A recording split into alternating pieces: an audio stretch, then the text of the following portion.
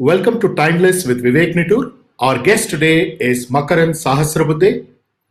Makaran Sahasrabudhe is a development professional with Oxfam International and has worked in various geographies such as India, Africa, Azerbaijan, and Afghanistan. He has also previously worked at Green Earth, Society for Service to Voluntary Agencies, and at CMC Limited. Makaran earned a B.Tech in metallurgy from IIT Bombay in 1989 and postgraduate diploma in management from IIMA in 1994. I know Makaran from my days as a student at IIT Bombay. For the rest of this program, I shall address Makaran by his nickname Mac. So, hi Mac, welcome to the program. Hi, Nitur. So, great to see you, Mac. Great to be here. So, Mac, what are your memories of H6 and IIT Bombay? Oh, where I don't even know where to begin, really. I mean, it. My time in H6, 4 years, was, I would say, a very significant part of my life so far. I mean, even when I look back at this age and look back 30 years ago, it was a significant period. And although, I mean, that's quite natural, isn't it? We were in our formative years when we were in IIT and we made new friends. There was freedom, staying away from home for the first time in your life, taking care of yourself. I have great memories of the place. I have memories of the friends I made. I had memories of the things I did. I don't have very pleasant memories of the academics, but everything else, I think it was one of the best years. I think they were probably the best years of my life. And the interesting thing is, of all the people that I have been in touch with, the group that was with me in IIT in H6, my batch, it's so strong that okay, we are in regular touch with each other. We made an effort to gather for the 25th reunion, and even in this, we've been in touch one on one on many, and it still continues. It's really really wonderful. It's almost so it's so easy to pick up the threads even 30 years later and move on as if we have always been in touch. Oh yeah, it is very significant. Very fond memories. Mac, your tenure as mess coordinator is remembered by a lot of people from H6 even today. Especially your introduction of Avyal and socializing with a broad spectrum of people, including mess workers. You're known to have, chai with mess workers, and a lot of them were your friends. How do you remember, that part of your life at H6? No, I mean, yes, I did have an excellent relationship with mess workers, and I like to think that uh, just the way I love them, they loved me as well. I like to think that, and I think it started on the first day that I was in IIT when one of our seniors told us, a bunch of freshers, that you will never address any of the mess workers by anything but their name. So you will not wave out to them. You'll not hey you will not use those type of terms. You will always address them by the name, and you will get to know their names very soon. I thought that was a fantastic introduction uh, to living in the hostel and living with mess workers who were literally feeding us and keeping us alive and keeping us going. So I remember the stress of remembering everybody's name. There were 14, 15 mess workers, remembering everybody's name, and then trying to tell, is this Vijay or is this Shankar? Is this Kuti or is this Shekhar? And that type of struggle. But it was really good, and knowing that, and over a period of time, I got to know them better. I was mess secretary first, and then mess coordinator. Got to know them better. Got to know their lives. I even was invited to the weddings of two of their kids when I was still in the MESCO. Once when I was the MESCO, once after my tenure had got over. So yeah, it was nice. It was a great time, I would think, and I really learned how to work with people who are much older than me. Work in a very collaborative way with the mess coordinator and the senior cooks in the thing, and to whether it was about deciding the menu or deciding what type of uniforms they would wear and whatever. It was just really a great experience. And yes, Avial. It's so funny that you mention it because somebody mentioned it 2 months ago. We were on a call and somebody said, "Hey, Mac had introduced that Avial," and And I remember there was a very funny incident then that the whole campus hostel got divided into, was polarized. Those who loved the idea of introducing Avial and those who hated it. The love group used to come up and shake my hand every day and said, "Yes, Avial." And the hate group, there was one guy, I won't take his name because that's not really relevant. He came to the mess with with a little fistful of grass in his hand. And he said, "I will not eat Avial. I prefer to eat this grass." So it is little surprising that it is remembered 30 years later. So it was one of the most controversial and at the same time a very enjoyable experience for me, very frankly. Understood. Matt, what were the key influences on you in your childhood, IIT Bombay and IMA? Are there any professors who influenced you a lot? Hmm. Okay, so one of the influences for me has always been my mom. My mom, who she had cleared a class 11 or inter or whatever they used to call it at that time before she got married, and then obviously for a long, long time she didn't study, and she picked up her studies again when I was in school. I was, I think, in fifth standard or sixth standard when she picked up her studies, and then she did her bachelor's and master's and B.Ed, and then started working. When she started working, I was already 15. So after a big gap, she did go through, managing the home, managing her studies, managing work, and I think she has always been an inspiration. Um, the funny thing is, in IIT, the one prof who never taught me a single course was, I think, one of the biggest influences on my life, and this was Professor K.M. Pai. He used to be the head of department when I was in my second year in metallurgy. I did metallurgical engineering, and there was one time when I was supposed to be coming out with a magazine. Or it's one of the cyclostyle sheets, 3, 4 sheets of cyclostyle literature for the Metallurgical Engineering Association. That's something that we were supposed to come out with.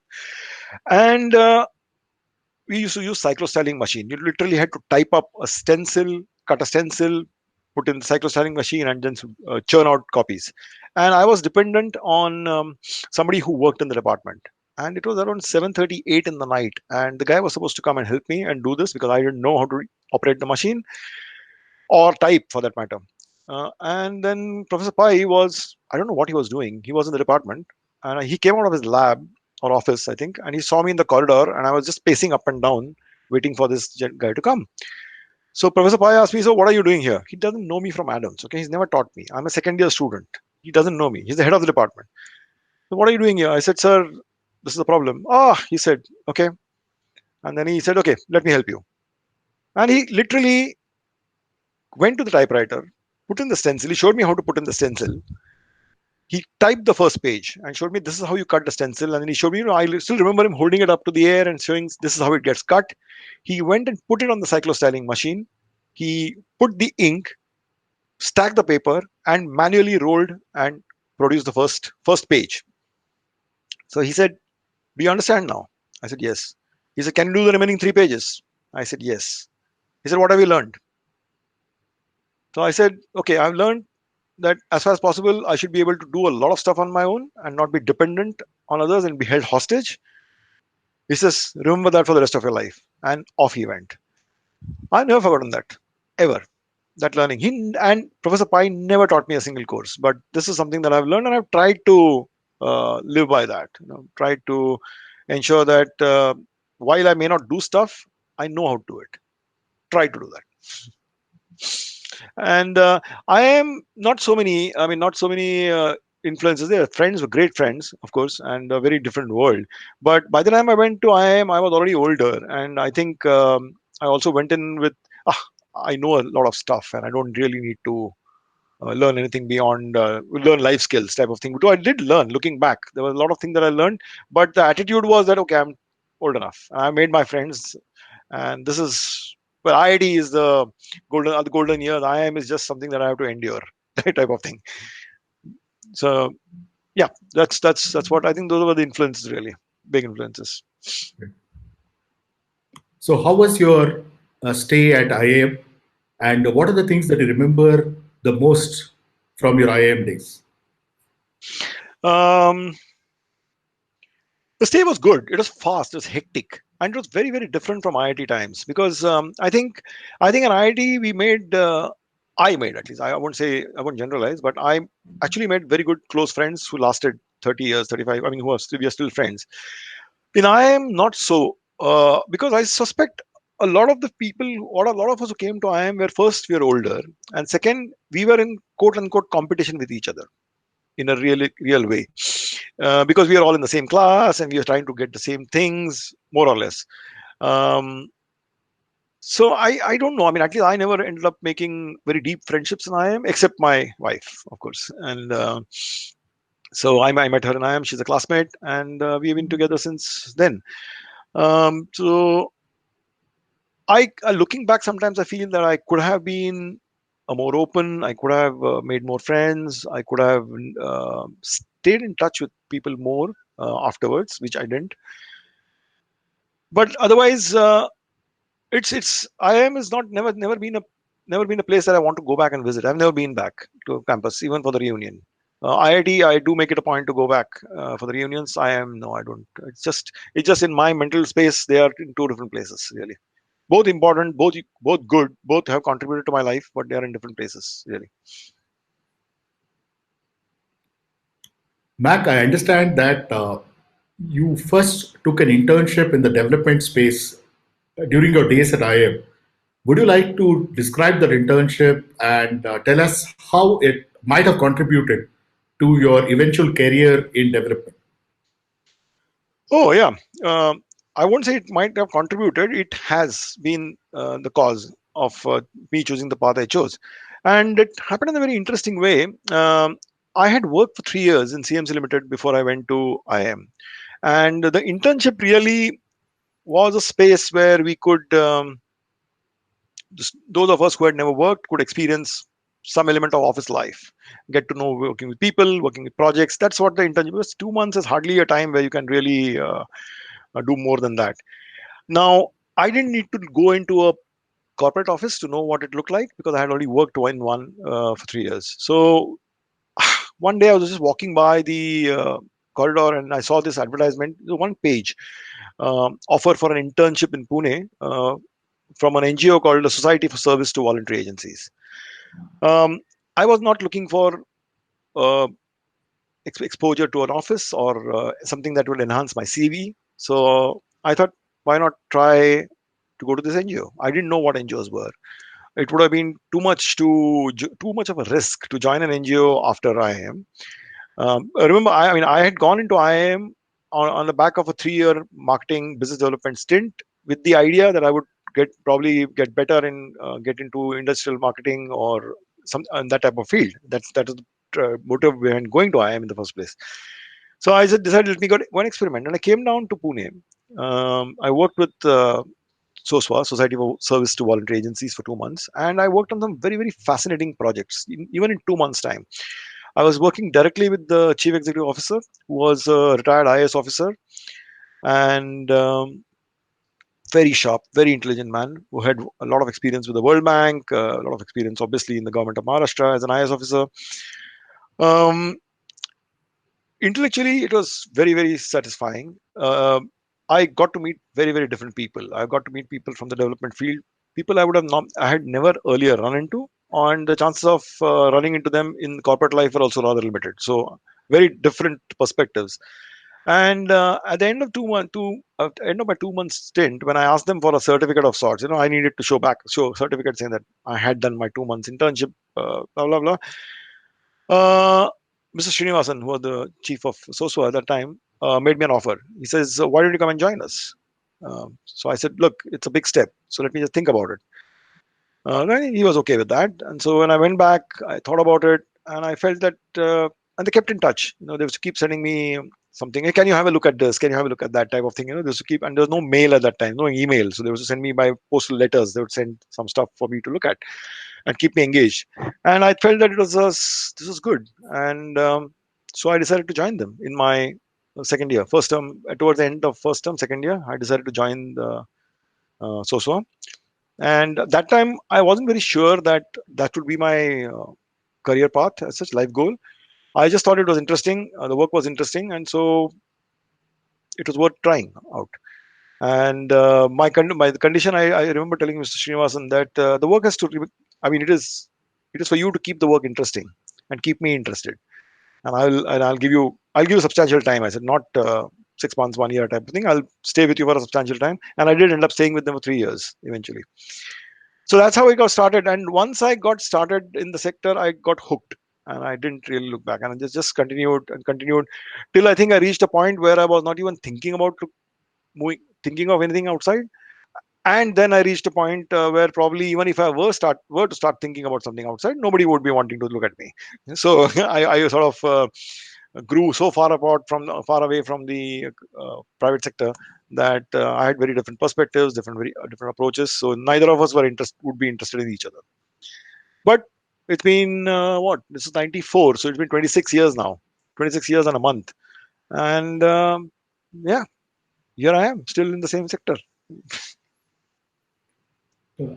That's an amazing amount of clarity that you reached at a fairly young age in your life. Next question is actually related to that clarity. In the middle of your second year at IIM, you took the decision to actually join this NGO after graduation. And I believe you did not attend the placement at IIM.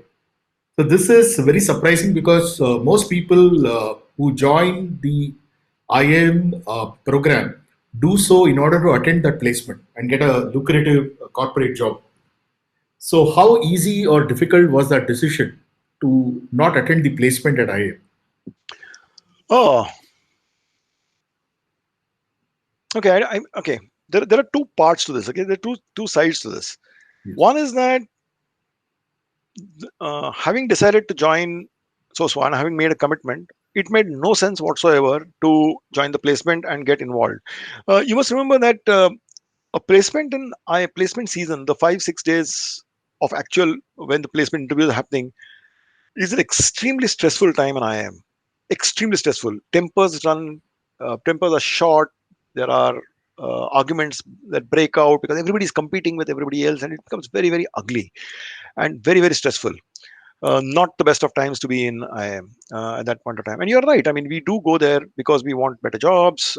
We have worked hard for it, and that is one of the end goals that one is looking for.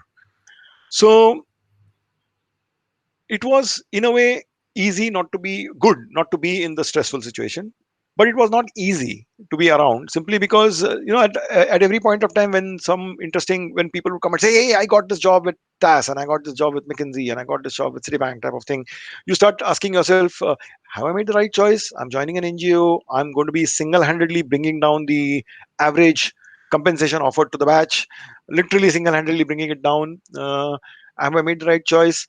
Type of questions to pop up, because remember, at that point of time it's just a decision. There is no experience, you haven't started working, so it's still in your air and in the air, and the type of excitement and satisfaction you think you will get is still in the future. You don't know whether that will happen. So it was in a way a relief and in a way still stressful. And I remember I didn't hang around till the placement happened. I just left because we had finished. Our academic year was over and only the placement interviews were left. So I remember leaving from there early on and coming home. I think, yeah, I was the only person in the batch who didn't opt for placement interviews. That's really amazing, Mac. I really admire your a singular focus that happened to develop at a very early stage in your life. To the best of my knowledge, I don't know of many people who have that kind of focus so early in life. Moving to the areas that you have been working for the past 26 years. One of the things that I saw in your LinkedIn profile, is development program design. So my question is that how do you design a development program for a specific situation and measure program quality? How does it work, Mac? Oh, interesting. The number of times that I have been asked about what does development mean and what does program mean and what does development program mean. I mean, if I had a penny for every time I'd been asked it, I wouldn't need to work really. Um, okay, development programs something that you do collaboratively with others. Okay, that an agency does in collaboration with others to address specific problems in society. I'll give you an example because it, I think, works much better with an example. Let us say you have an issue of accountability of government to its citizens, which is one of the fundamental tenets of any democratic setup. The government is accountable to the citizens who put it in power. Now, you want to design a program which will enhance this accountability. Okay, so what you need when you're getting into the development and design of this program, what you need to understand a few things. One, you need to understand in the context in which you're working, how does change happen? Because you're trying to change something. Remember, you're trying to change the way in which government operates, and you're trying to change the way in which citizens hold it to account. So you need to understand how change happens in that context, because it happens differently in different contexts. You need to understand who are the actors and what are the factors that will cause this change. You have to understand the power balance imbalances and who holds power to change, who holds power to block the change, who are the blockers, who are the enablers. You have to understand the type of resources that you can throw into this in the particular context, and you have to understand history of what has happened in that area. And I'm giving a very short version, because normally something like program design, I would spend 5 days with a group working on this, trying to just get into that.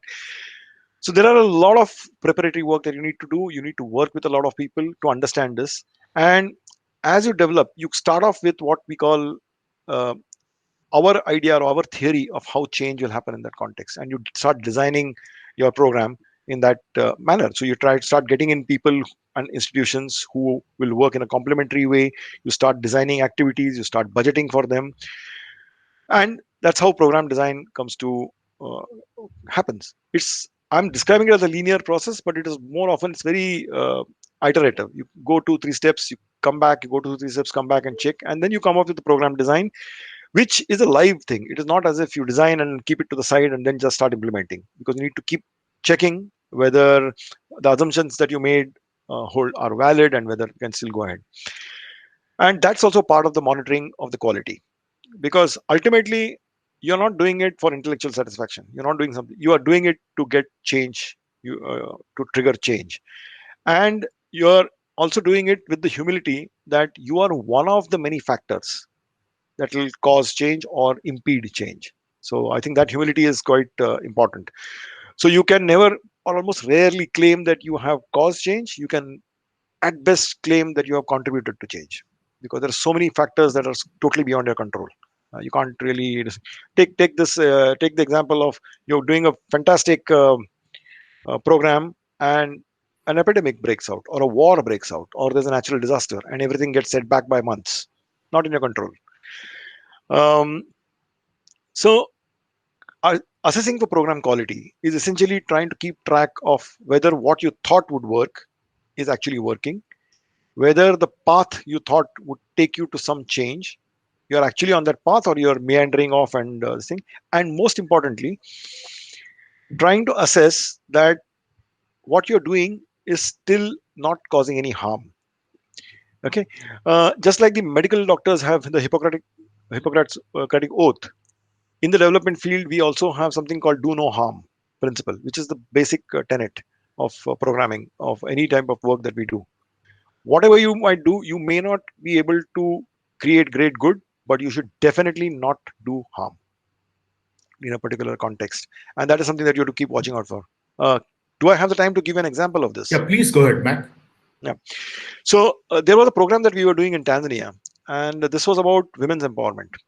And we were looking at women becoming leaders in their own right in the community, and then maybe eventually even going on into the political field. And that was the idea of the program.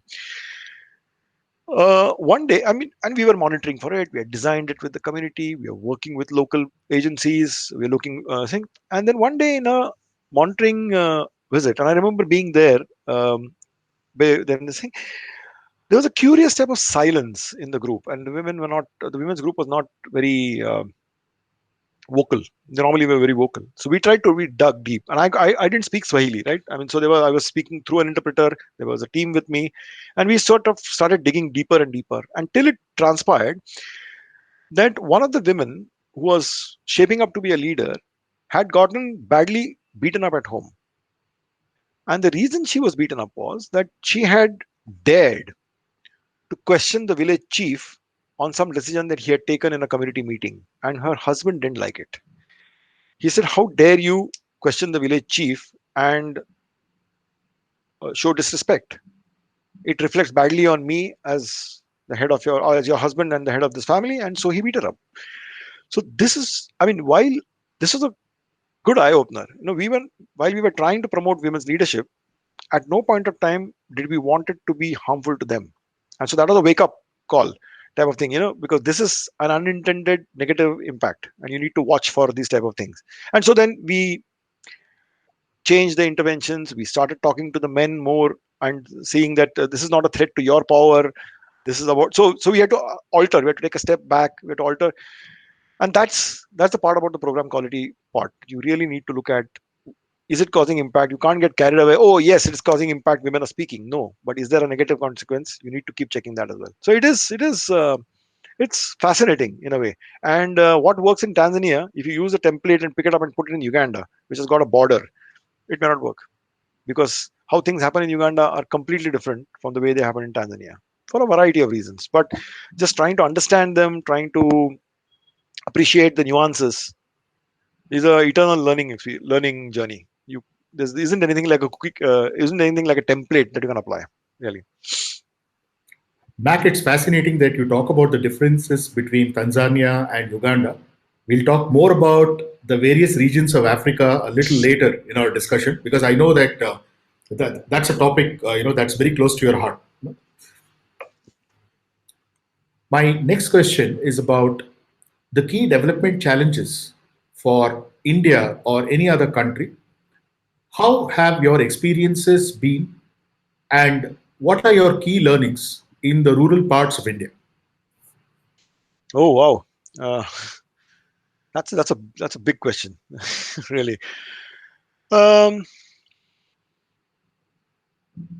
I don't know. I mean, I don't even know where to begin, Nitur, really, because there's a whole bunch of challenges that we have, and some of them are quite common across the developing world, and all of them are interconnected. You can't really pick up one challenge and say that, okay, this is a challenge that stands alone. No, I mean, everything is connected to almost everything else. But if I had to pick a couple of challenges in India right now, I would pick, okay, I would pick inequality, the rising inequality in India as one of the biggest challenges. And in India, it's a relatively new challenge. In the Western world, it has been a challenge that has been brewing for some decades now. But that's a big challenge, and that has its implications and implications on almost everything else. That's one aspect to it. And second challenge that I would feel is that the citizens' involvement in governance is rather limited, and that is one of the reasons why we are not able to hold our elected representatives or our executive or our bureaucracy into account. Our engagement is very limited, and this gives rise to a host of other issues. So education is an issue because the village teacher doesn't turn up in school. The village teacher doesn't turn up in school because they have been told to do other work by their bosses, and the parents of the kids who are most affected either don't know that they can hold them to account, or don't have the power to hold them to account. The real power, the de facto power. There is power in the constitution, in the Panchayat Raj Act, but they can't exercise it. So these two, I think, I mean, there's climate change issues, there is employment, all sorts of things. But I think these two are the biggest challenges right now, and they will be challenges going into the future. And inequality um, the reason why I say it's a recent challenge is that I mean, you and I both grew up in socialist India, and in our childhood, though we were not working adults, we were just children at that time. We have known an India which is where everybody was poor. I mean, there were a few families which are stupendously rich, and there are songs written about that, the Tatas and the Birlas. But everybody else was sort of poor or middle class. And that's the type of, there wasn't much of a difference between our classmates' families and our families. 1991 changed that. The liberalization that ushered in new opportunities enabled the educated middle class to break free and rise up. And as they rose up and as the GDP expanded, yes, a lot of people got carried out of poverty, no doubt about it. I think we did a fantastic job from 91 to today to get millions of people outside of poverty. But even as we did that, the difference between the rich and the poor has become staggering. And right now, a handful of people in India control everything in India. And when I say everything, I mean everything.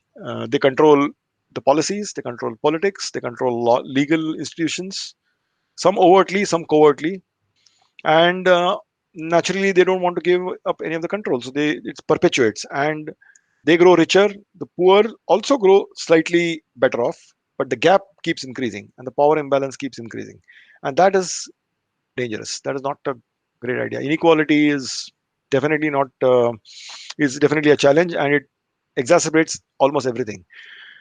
I cannot but help. I know you are not particularly fond of contemporary references, but I cannot but help uh, talk about what is happening right now in terms of the uh, pandemic that we are in, and this is going to be with us for some time. But if you see the difference in which the middle class, which is safe and secure in our homes, you have people like you and I. We are safe. We are happy with social distancing. We'll stay at home, wash our hands. We have money in the bank. We can buy fruits and vegetables at a slightly higher rate. Look at our attitude to dealing with the pandemic, and look at how we talk about people who need to work during the day to enable them to have a meal at night. Look at the way why are these migrants walking around? Why are they trying to go home? There's no work there. Why can't they just stay put? Blah blah blah. Look at the attitude that we constantly come up with. The middle class, and I hold the middle class responsible for that. This is privilege, middle class privilege. That is also a byproduct of inequality that we have. All inequality in everything, and I'm not just talking about inequality in income. It's an inequality of opportunity as well. Your kids and mine automatically go to school. There's no question. Automatically go to university. Not so for a poor man. They have to make a choice. Do they work? Do they go to school? Do they eat today or do they buy a shirt? Type of thing. So that's a huge issue. And governance. Uh, we citizens are sort of excluded from governance in this country, and we have reached a point where we vote once in 5 years. We vote with limited knowledge. We vote based on propaganda on all sides. I'm not blaming one side or the other. We don't know anything about facts. There are no facts that to know. There are facts, and alternative facts. And so as a result, we have hardly any say in governance. We can't recall any of our representatives. Once they get elected, we can't stop them from changing parties and changing loyalties and changing ideologies. And we have no role whatsoever. And we don't really have a choice either. I mean, they look the same, don't they? I mean, look at the ballot card, and they all look the same. You could interchange their party symbols, and they could still look the same. So we call ourselves a democracy. We are not really a democracy. It's still a bunch of elites who we elect, and then we treat them as really elites and very important people, and give them the power. We have no control over them, and they rule as they want to. So yes, and these are for me are the two big issues that we have. There are a host of other things: climate change, education, health, infrastructure, livelihoods. But these are two big things for me. Talking about primary education, what are the major challenges in primary education, especially in the rural parts of the country today, Mac? Well, the challenges are almost the same that they have been for a long, long time. Very frankly. Um, okay. In effect, the challenges are, I would say, even today, the challenges are related to access to education. And sometimes it's as simple as there is no school around that kids can go to. There is no access. There is no school that kids can go to safely. So young girls, adolescent girls going to school, parents want them to be safe. There isn't a they there isn't a feeling of safety. So access to a safe school, there just isn't one. And very few parents will want their daughters to walk or cycle 5 miles to go to a school in the neighboring town if they don't think that her journey there and back and in the school or stay in the school is going to be safe. So access is a problem. Um, as a result, attendance becomes a problem. Um, there is no incentive to attend school. I mean, very frankly, pedagogy is boring. I mean, no self-respecting child wants to sit for 8 hours and learn things that are irrelevant to them. Because the way we teach it and the way we assess learning, it's terrible. Um, children are in agriculture season in rural India. Children are economic actors. They need to work, and that's the truth. And therefore, well, they don't attend school because anyway. I've heard this so many times. What's the point of studying? I mean, it's reducing. Huh? It is more and more children are going to school. But what's the point of studying? He's not going to get a job. And this is getting even more acute as you have thousands and millions of young people in rural India who have gone through 12 years of education, 15 years of education, got graduation, got their, finished their high school, finished their schooling or graduation, even graduation, and have no jobs whatsoever. And in a very weird sort of way, they have moved out moved to a stage where they don't want to do manual labor because they are now educated, but at the same time they don't have skills enough to get any legitimate employment, and so that they are in a very sort of a middle, they're just floating around doing nothing. And you walk into any village in rural India today, you'll see thousands of these youth hanging around doing nothing and having no aspirations and no dreams really. And we as a nation are failing them in a way. That's the second issue. I mean, the access and then the attainment part, which is also related to the access. We don't learn anything. The schooling system in India doesn't leave us with any marketable skill. Um, I am told, I don't know it of it myself. I'm told that even the engineering education in India doesn't leave you with any marketable skills.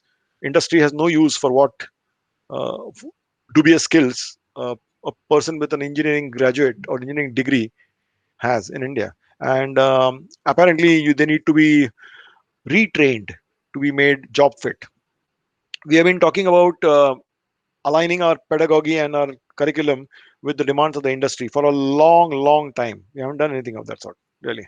So, education, I still think, I mean, of course, I'm not denying that education is very important, and no doubt about it. And it's not about jobs, it's about developing a life view and perspective. But the quality of it leaves a lot to be desired. And we have, I don't think we have significantly addressed it. We have got some institutions of brilliance at higher level, but the entry barriers to those are so high, and it's become a clique. Getting into those institutions has become a clique, and I can say that because I belong to two of those institutions. I'm an alum of two of those things. That they are aspirational and limited to a very tiny fraction of the population, leaving the rest of the population in to fend for themselves. Really, I'm sorry. This sounds pessimistic. It is better. I must say, but it is better now. You don't. I mean, people do understand that they need an education for various reasons, not just for a job. They do understand this. That just to understand the world around them, deal better with the world around them, it is important to be educated. There is a lot of realization of that. There is some realization that education could be a ticket to moving out of poverty, and it is in some cases. But my problem is that it isn't yet at scale. We don't have role models at scale. There's one or two examples of somebody who has really climbed out of deep poverty into through using the education route into something which is uh, a better life, but it's not at scale, and that's my problem with it. So Mac, one of the problems that you highlighted was the large number of unemployed graduates in India. So the question is that what is the kind of vocational training or what is the kind of finishing school that you would recommend in order to make these graduates employable? oh well, I really wouldn't know. I mean, I really wouldn't know.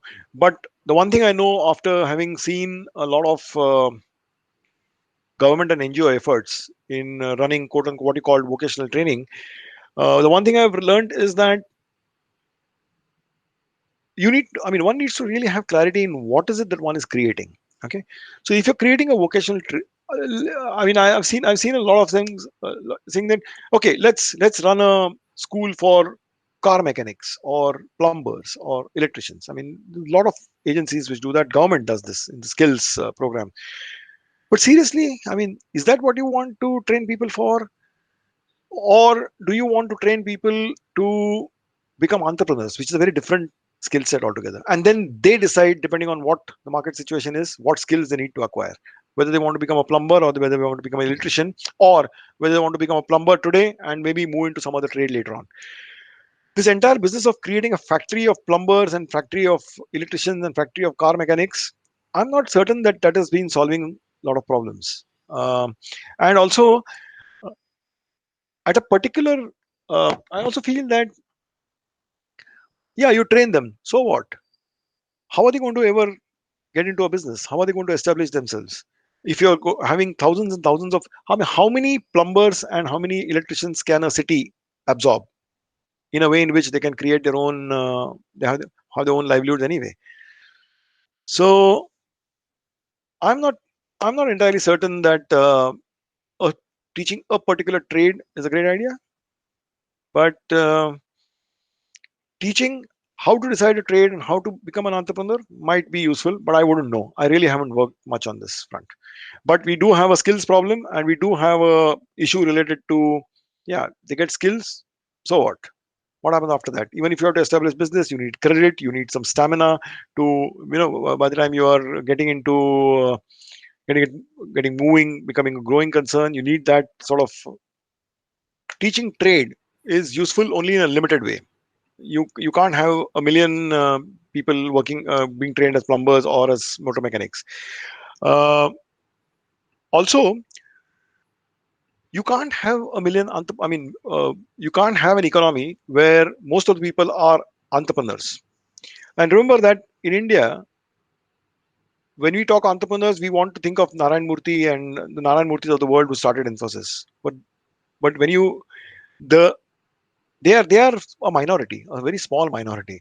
Most of the entrepreneurs in India are people who run the small stalls, people who are farmers, or people who are engaged in small trade or small profession or small skilled trade. These are the entrepreneurs, not by choice. They would rather be doing a work in a where they get a regular salary. These are entrepreneurs because they don't have an option. Okay, I remember getting this lesson very early in my work in this field. This was in '97, and I was in Parbhani district in Maharashtra, where I ran into a farmer who had sold a few acres of his land in order to bribe someone so that his son would get employed as a peon in the collector's office. Okay, and most Indians, most middle class Indians who have never traveled outside a city have a very romantic notion of a farmer's life and a rural life. And looking at it from that perspective, oh, why would you want to give? I mean, the question is, why would you want to give up a glorious life of a farmer and the fresh air and blah blah blah to become a peon at the beck and call of the district collector?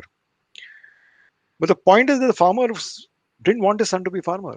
He wanted his son to be employed and get a steady income, preferably employed in government. So most people want employment, and they are forced to become entrepreneurs, or what we call entrepreneurs, because they don't have jobs. And this is where our economy is floundering. While chasing growth, we have focused so much on high skilled sectors, IT. We keep talking about IT and biotech and what have you. We have focused so much on those sectors which require a high degree of skill that we have left millions of people behind with no hopes of getting jobs, forcing them into being entrepreneurs. And that's not really the way to go. So forcing more vocational training down their throats, not really a good choice. Creating jobs, helping and helping small entrepreneurs, small wealth creators, people with small industrial units who can employ maybe 20 people, 30 people. That's the way to go. You can't all be Narayan Murthis and Kiran Majumdar Shaw. Mac, one thing I recollect was your post some years ago about going to some village in rural Maharashtra and listening to the aspirations of schoolgirls there, and the fact that that entire incident had a tremendous impact on you. So, would you please talk a little more about that event? Yes, I remember that. I mean, this was, I think this was 2004 or something like that. This was like a long time back. And this was a village called Narala in Aurangabad district.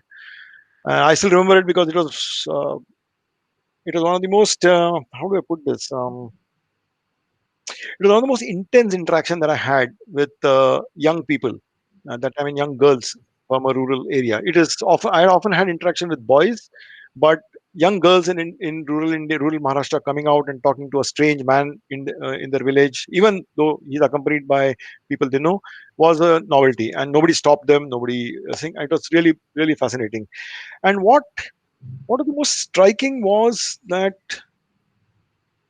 uh, how as a society we had sort of failed the girls there. That was one of the most striking. We had we had not shown them any role models that they could aspire to be. We had not we are not provided an environment in which they could sort of uh, hope to be better, hope to be more secure, hope to be doing something with their own lives the way they see. So when it's heartbreaking to hear a 13-year-old girl say that look, my parents are going to marry me off soon anyway. My only hope is that he's working in an office and he's not a farmer, so that I don't have to work in the fields with him. And my only hope is, and my another hope is that he doesn't beat me up too much. I mean, how heartbreaking is that to hear something like this from a 12, 13-year-old girl? And what does it say about the society, that about us as part of the society, which has created a situation where that's all she thinks about?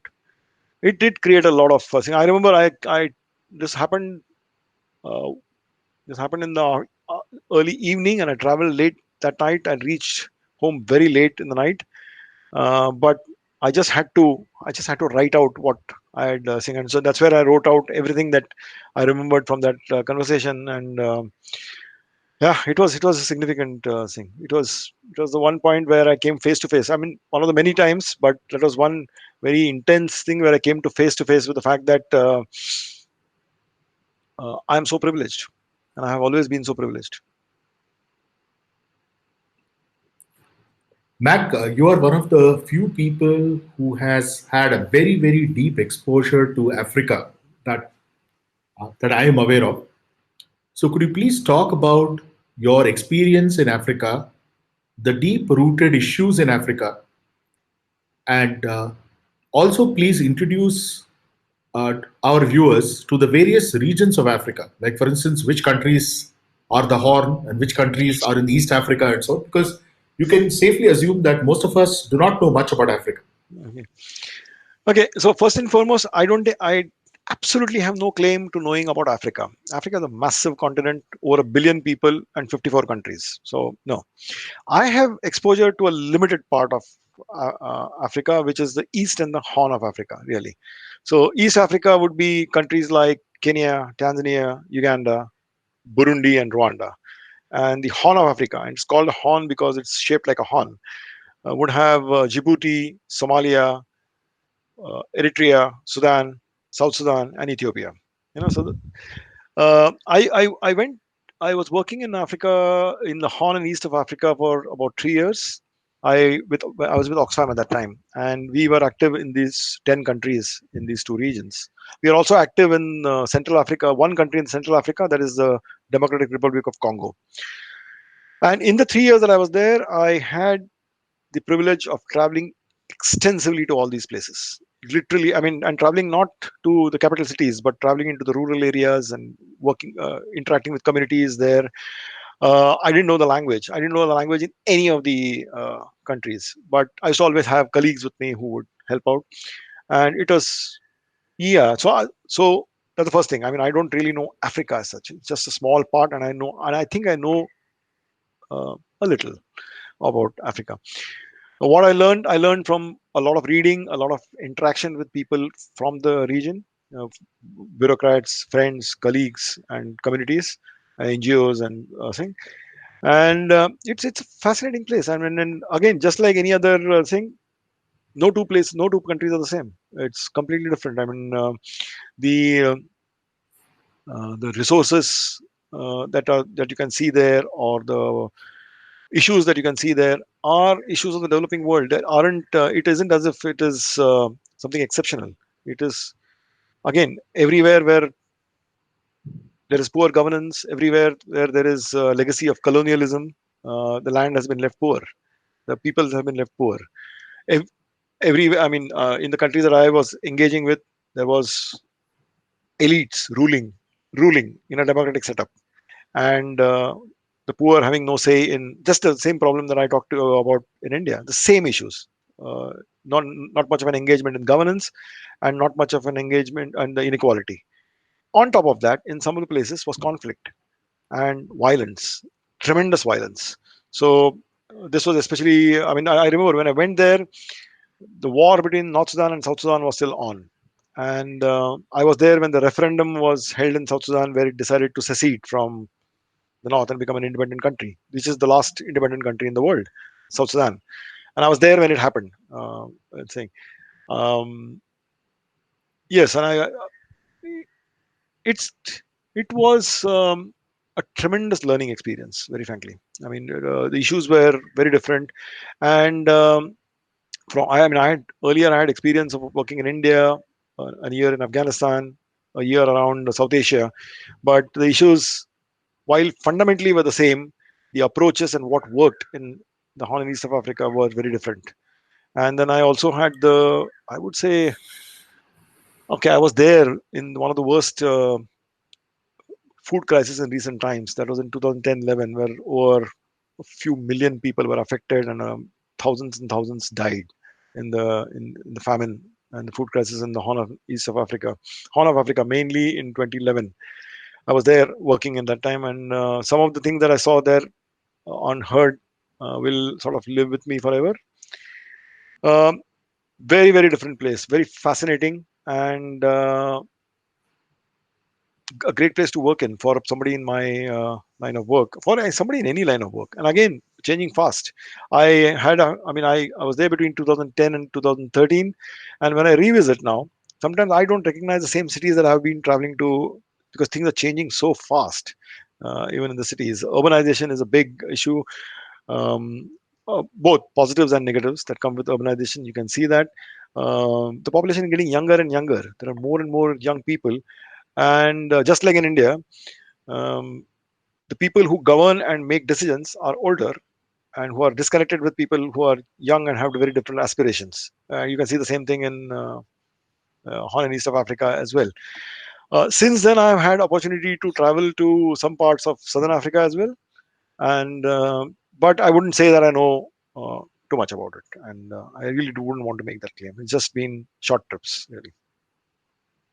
But it was, I mean, I would say that my experience in working in the Horn and East of Africa was a significant part of my life in terms of learning. I mean, you can see the bookshelf behind me, and there'll be two shelves of books, all about politics and politics, social life, and culture in Africa. That's what. I, just like in India, I mean, just like India is like a subcontinent.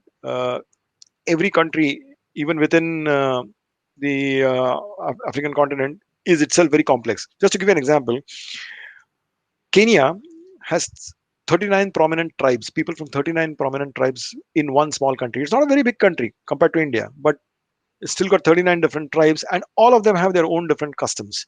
There's a very nice setup just outside of Nairobi, where they have established small village type, small settlements, and for all different tribes of Kenya. And then they run a show which explains the cultural thing. You can spend hours there, days there, and you still not understand everything. It is very, very complex, and it is very fascinating, really. So I don't really, I mean, I'm not really an expert. I wouldn't want to talk about it, but I definitely want to say this, that uh, the mm, the way in which we look at Africa as a monolith is probably the biggest disservice that we can do to the continent and the peoples there. It's not a monolith. It's got a lot of differences. It's got a lot of nuance, and if we really want to talk about something that is happening on the continent, I think understanding that and getting that nuance into our conversations is useful. Otherwise, you just come. Otherwise, there is a danger that one might just come across as a bit ignorant and a bit sometimes a bit bigoted as well. So, that's the only thing I would really like to say. Yeah. Could you please share your experiences of being an Indian in Africa? Okay, so I was in eastern Horn of Africa. Okay, so it has been really they know Indians. Indians were taken during the time of the British Empire. A lot of Indians from were taken as indentured labor to work on the railways there, and quite a few of them stayed back, became traders, and now are part of the. I mean, they are Kenyans, they're Ugandans, they're Malawians, and they are from there. So they know Indians. I mean, and for some reason, a lot of the Indians settled in Kenya, Kenyan India, Kenyans of Indian origin speak Gujarati, are from Gujarat, and so it is quite common to be in Nairobi and to be greeted by somebody saying "Kemcho, how are you?" It's quite common because they have seen a lot of people from of Indian origin sing talking in Gujarati, and it's quite common to see that. So people would ask me, "Are you from here? Are you Kenyan, or are you visiting, or are you an Indian in Kenya?" Type of thing. So that is one thing that also always happen. And then there is the soft power of Bollywood. You cannot escape it. You go to Somalia and you go to Ethiopia, you run into people who talk to you about movies, especially Somalia. For some reason, Hindi movies are very popular there, and everybody who knows Amitabh Bachchan is type of thing. And so, the moment they see Indian, they want to talk to you about it. And I think we have had India has meant very different things to different people in the Horn and East of Africa. So it has been a place where students came to study. We have a lot of students from from the African continent, but mainly also from East Africa coming into Indian universities. So I used to run into a lot of people who had very fond memories of India. Oh, I was in Pune, I was in Chandigarh, I was in Delhi studying for my university. Those type of fond recollections. You had people from East Africa coming to India for medical treatment, and so it's a big thing. So you have a serious problem, you come to India. So there is a lot of positive connections and images that you have about this thing, and there's also a lot of some negative connotations as well. And the negative connotations come from, and again, they are a part of history. We know that the Indian community, which went as indentured labor into East and Southern Africa, became very powerful. I mean, over time, they became traders. They had established networks back in India, and they became traders, shopkeepers, and entrepreneurs, and they became wealthy and they became powerful. We all know about how Idi Amin used the disgruntlement of the local population with against the people of Indian origin to drive them out of the country and confiscate their businesses, and so to a certain extent there is that historical resentment against the successful. I mean, people from Indian origin who are successful, and there's a reason for that also because most of the people that I've seen of Indian origin in East and Horn of Africa are very insular. They engage within their own. They keep to themselves. They help themselves in order. I mean, they help. Obviously, I mean, there's a sense of community. So their feeling is this. They still after 100 years in the land in the country, they're still them and us. They're more cultural ties back home to India, though some of the younger people have not even come here ever. No reason to. There's nothing left here. But they're still us and them type of feeling and a hint of racism as well. And so I'm not surprised that there is that hint of dislike for Indians and people of Indian origin. I'm not surprised on that aspect at all. But overall, it was quite a good experience. And yeah, I mean, and simple, very frankly, and it was very simple things. I was living in Nairobi for 3 years. I could buy Indian vegetables and Indian spices and make food the way I wanted to cook food the way I wanted to eat. So I had access to it because I was in a place where there was a lot of Indian influence. So to that, I mean, it's a lot of good things, a lot of some not so good things. So it was a mixed experience really.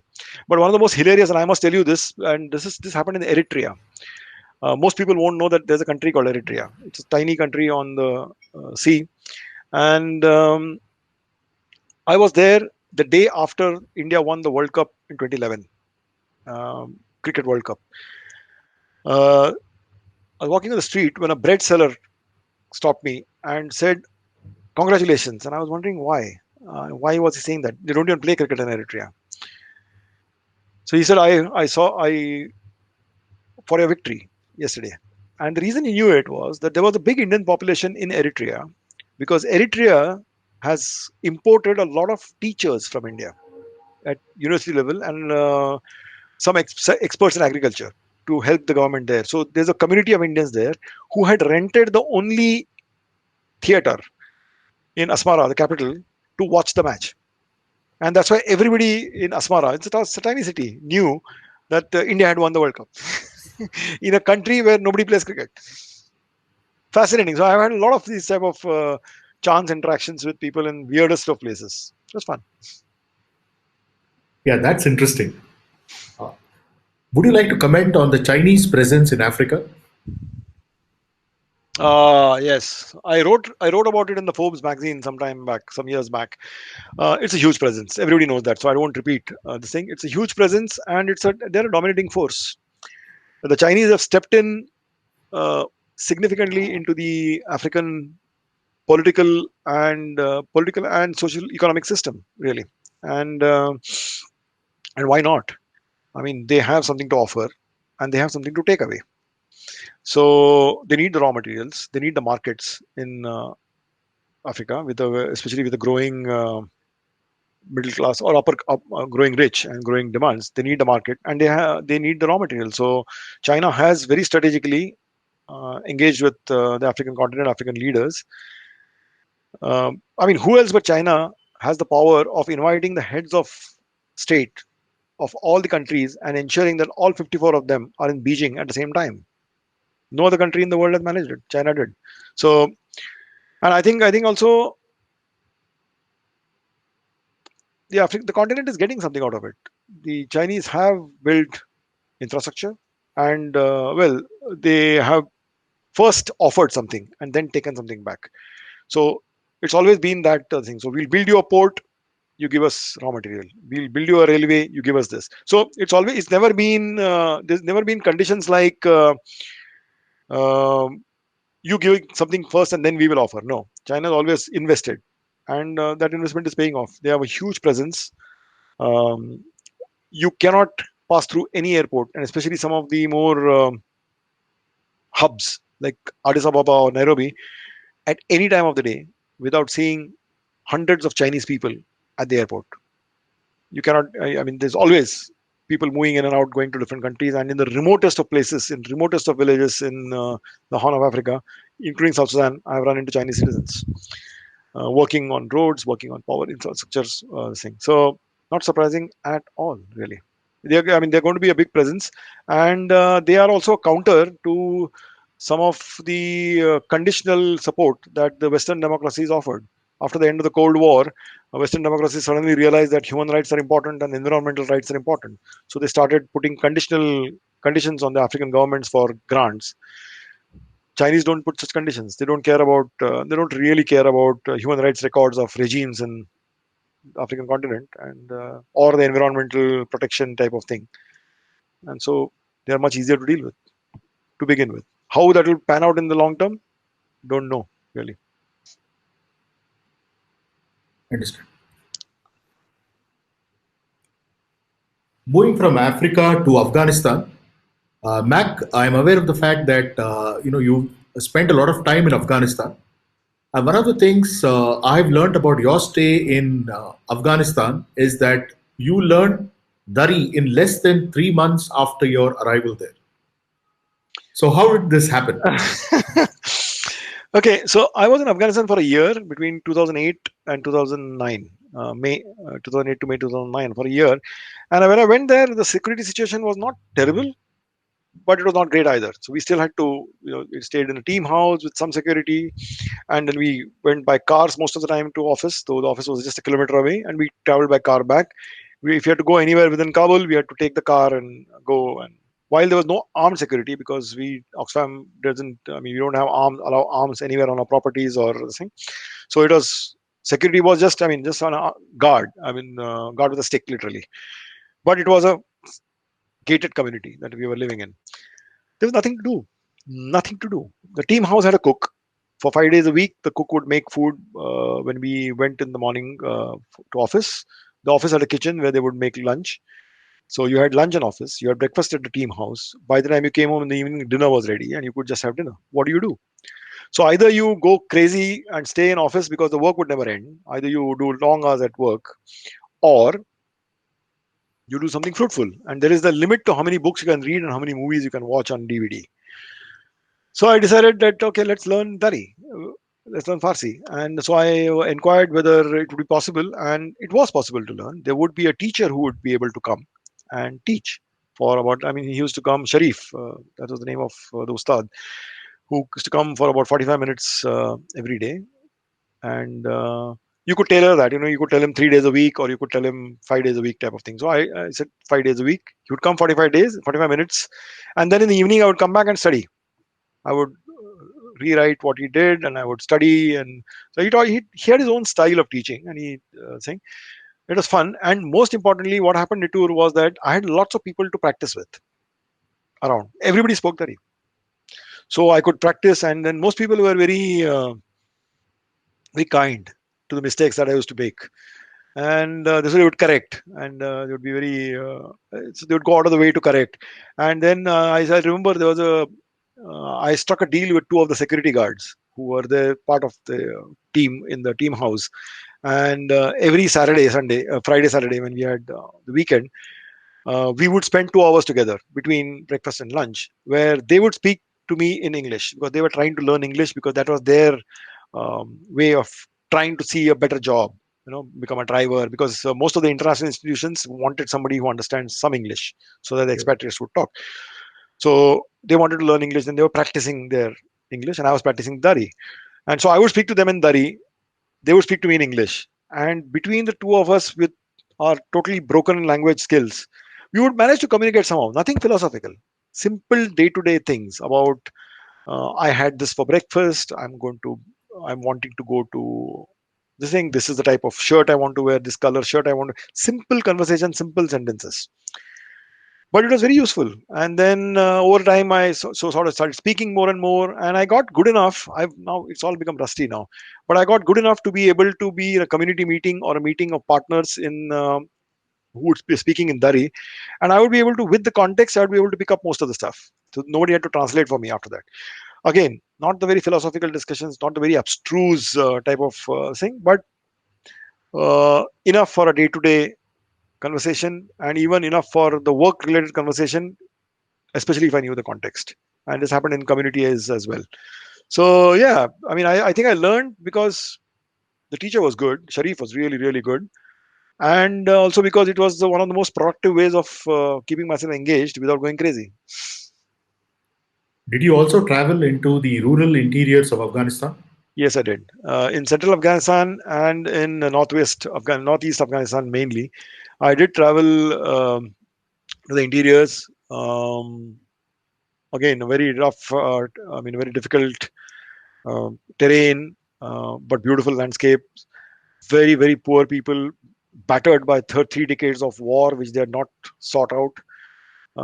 At the mercy of people who they didn't know, type of thing. But yes, I did manage to travel in the rural areas. We had work around agriculture and water supplies in these provinces, and I did manage to travel some. For the first 6 months, the security was not too bad. We could move out in Kabul a little bit. I even been to picnics to dams outside of Kabul. Then when I was in the field, we have gone to the border of Tajikistan, in a very beautiful places there. But the last 6 months of my stay there were not very good. Security took a downturn. There were attacks on NGOs. A few of the NGO people were kidnapped, killed, bombed, and then we got into a sort of lockdown type of thing where we're not moving much.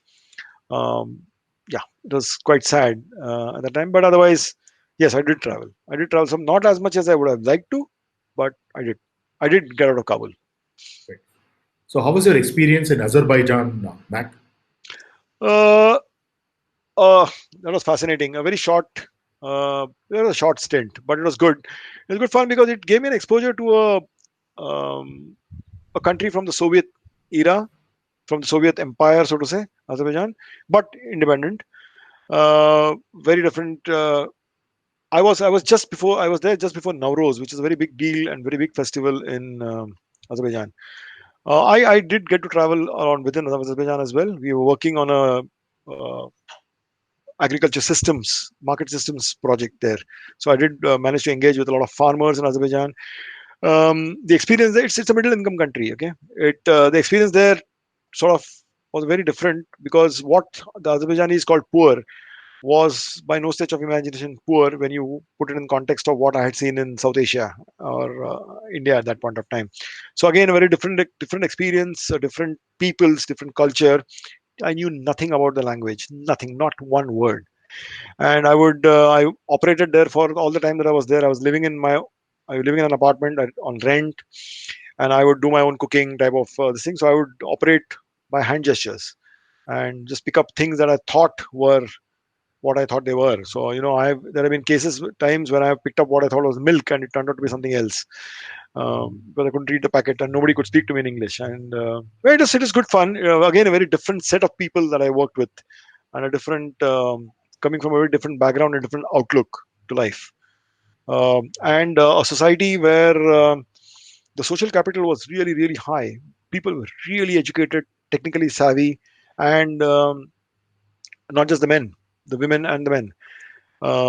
So Azerbaijan at that point of time was an important part in the Soviet Empire, important cog in the Soviet Empire, and so the levels of education and the quality of education that people had access to had been very high. So you didn't find illiterate people anywhere. Anything. So again, a very different society out there. Fascinating. I wish it had been longer, but it was quite fascinating. Mac, what are your views on globalization?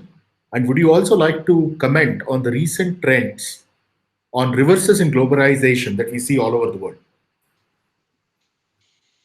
Uh, I think globalization is inevitable. I don't think we can set it back, and it's inevitable. And whatever good comes with it, whatever evil comes with it, we just have to live with it. So the good, by good I mean the things like better opportunities, more travel, more intermingling of cultures, and the richness that comes out of that. That's the good part that comes with it, and the evil that comes with it, like pandemics, for instance. Pandemics wouldn't have exploded around the world if it hadn't been for so many people moving around in a globalized society, or ideas moving around, and ideas can both be good and not so good. So it is inevitable, and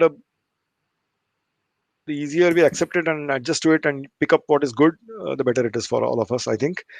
I like to think that the retreat of liberalism right now and the growing nationalism that we see all around the world is a temporary phenomenon. I like to think that, because I think our lives are too interconnected, and we can't really retreat to our cocoon and say that, okay, we'll only make in India, buy in India, and be in India, and we won't have anything to do with the rest of the world. I think those days are gone. And it's the same thing with the US, and it's the same thing with the UK. They might want Brexit, they might want make America great again, but I think they're in the same boat. You can't do it. It's too late. That genie is out of the bottle, and you can't be put back in another bottle.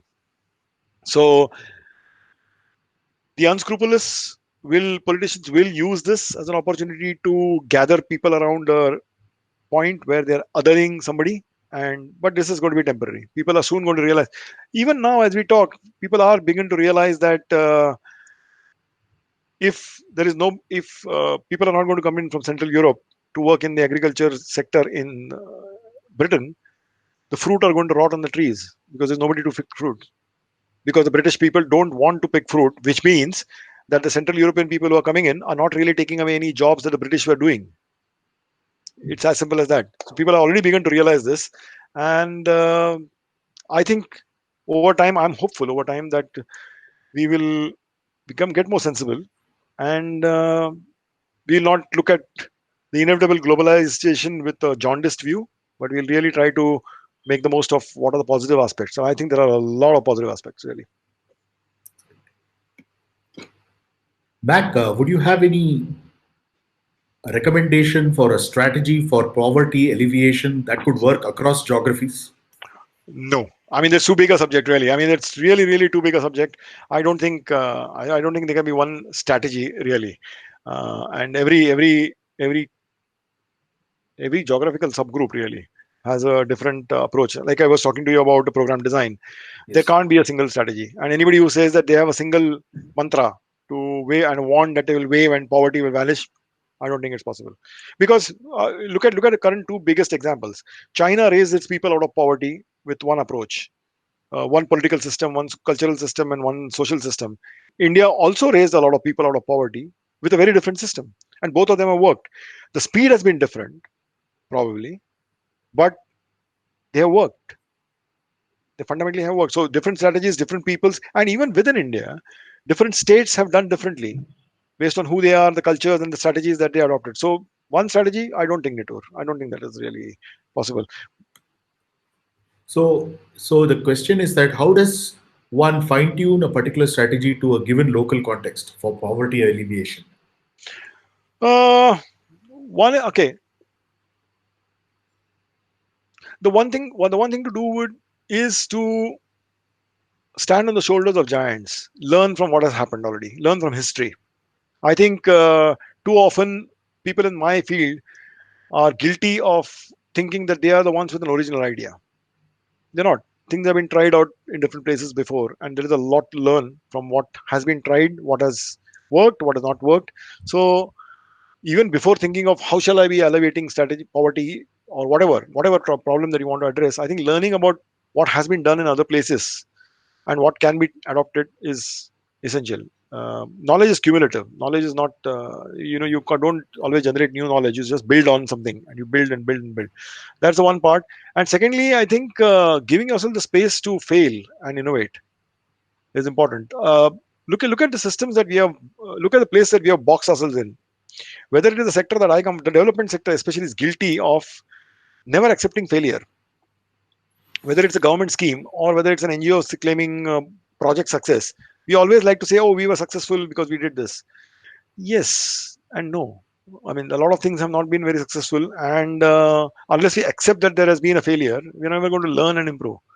And this goes for government development programs as well. Large dams, for instance, okay, large dams don't work because the havoc they cause by deforestation or displacement, especially displacement if there is no resettlement and rehabilitation, is not worth the trouble, is not worth the positive things that come out of it. We know that. But unless we accept that there has been a problem, we are never going to find solutions in terms of micro dams and smaller dams. Nobody's saying that dams and electricity generation is not important, but large dams don't work, and we know that. But we need to accept. So just like governments don't accept it, NGOs don't accept it either. So if you want to innovate, you need to be, every innovation is accompanied by failure. So unless you accept failure, you're never going to think. So learning from others, building on knowledge, and innovating. Matt, talking about the current situation with COVID-19, uh, how do we deal with this challenge? And is this also an opportunity to expand human consciousness? I wouldn't know really. I mean, really, I wouldn't know. I don't think top epidemiologists right now have an idea of how to deal with COVID. I think we are settling down. I don't know, but I think we are settling down to a long haul, and we're settling down to living with the virus rather than overcoming. And I don't see in the near future, sitting where I'm sitting, where we are sitting right now, it being overcome. It's just a question of living with it. And I really don't know. I mean, about the thing, I really don't know. But I know that it will change people. It has changed people already in the way that outlook to life, in the way in which people are planning their future. I see that in the organization that I work with. I see that in people that I interact with. It's already. Yeah, I see that in myself. There's a lot of change in terms of the type of horizons that one is thinking of, the type of life that one is thinking of, the type of importance that one is giving to things. So a lot of things that I used to take as huge things and a big drama that I had a big drama about a few months ago seem very insignificant now in face of what is happening in the world right now with the pandemic. So it will change people. Whether it will lead to better behavior and better consciousness, I really don't know.